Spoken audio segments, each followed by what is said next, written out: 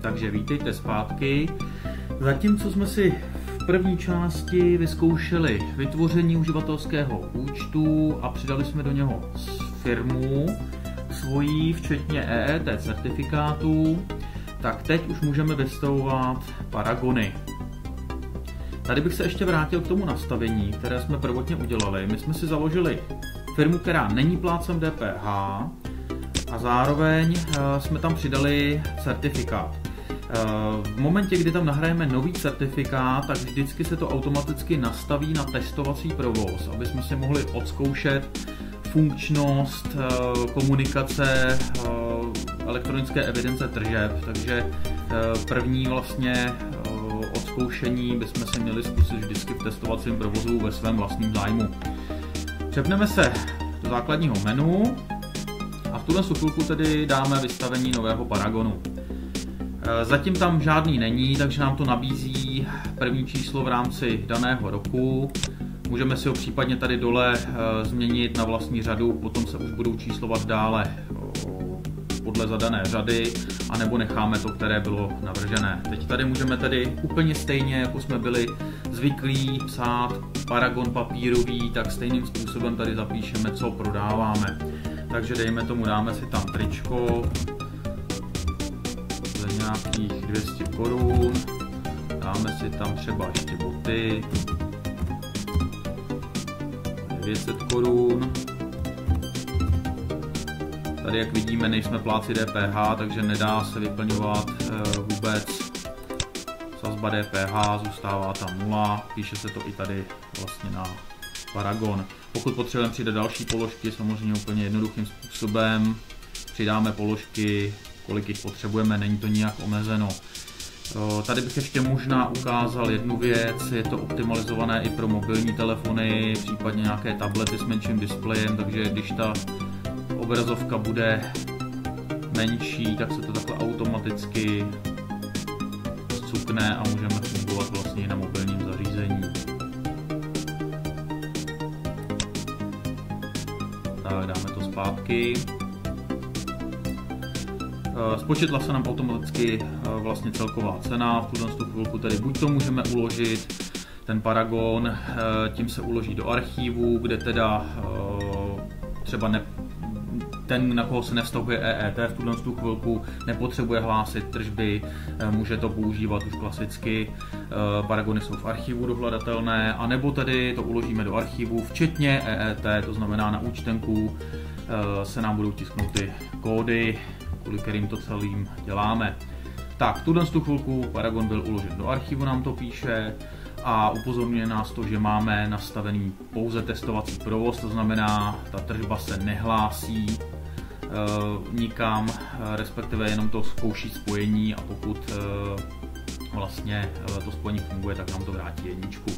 Když si dáme tisknout paragon, tak nám to automaticky vlastně vyplivne už paragon, pokouší se to tisknout, to si zatím zavřeme, a tohle už je paragon, který vlastně si můžeme poslat na tiskárnu. Stejně tak my vlastně můžeme odkaz na internetovou adresu tohohle paragonu předat zákazníkovi, to znamená, nemusíme mu to nutně tisknout, stačí mu poslat odkaz e-mailem, který vlastně teď tady zrovna nevidíme, ale nahoře úplně v adresní řádce, kterou to teď nebere, je internetový odkaz, můžeme to vlastně jenom skopírovat a poslat to zákazníkovi. Nebude to po něm chtít heslo, má to unikátní kód, takže si to otevře v podstatě z internetu. Samozřejmě myslíme na to, že pokud smažeme ten paragon z archivu, logicky už nebude ani zákazník na internetu ho mít jako k dispozici. Můžeme si to stejně tak vytisknout do PDF, poslat PDF přílohu e-mailem nebo předat jakýmkoliv jiným způsobem. Ten vlastně paragon je navržený tak, aby se to dalo tisknout na různé šířky tiskáren, to znamená jak štítková tiskárna, která je úzká, tak klasická A4, jo, proto je to takhle jednoduché, aby vlastně, když to bude užší stránka, aby se to přizpůsobilo. Samozřejmě ne vždycky to vypadá úplně optimálně, takže v tom nastavení potom si můžeme zvolit velikost písma i styl písma podle toho, jak nám bude nejlépe vyhovovat. Takže v tuhle chvilku si Paragon zavřu, okno s Paragonem, vlastně vrátím se na tu předchozí stránku, buď to vystavím nový, anebo se teda kouknu do menu, kde už bych měl vidět v uložených Paragonech v podstatě ten, který jsme v tuhle chvilku vystavili. Zatím je tam tedy jenom test a můžu si ho takhle zase otevřít. To je to, co jsme teď viděli, to znamená odkaz zase můžeme poslat zákazníkovi.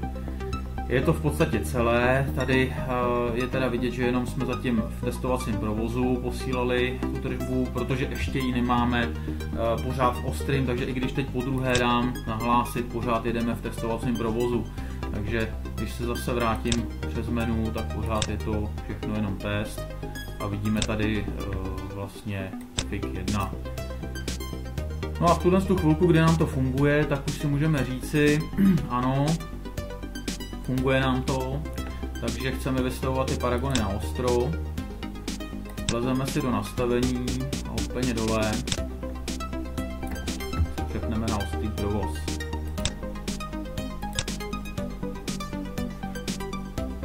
Tak, skočíme si zpátky tedy mezi uložené Paragony a teďka můžeme tu tržbu skutečně nahlásit.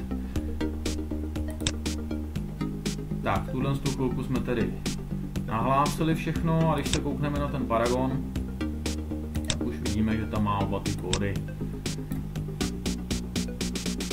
A to je vše. V tuhle chvilku tedy celá cesta znamená nový Paragon. Napíšeme něco, co prodáváme, napíšeme cenu 60 korun třeba, uložíme EET, vytiskneme, pošleme na tiskárnu, Paragon je hotový. Takže to vše.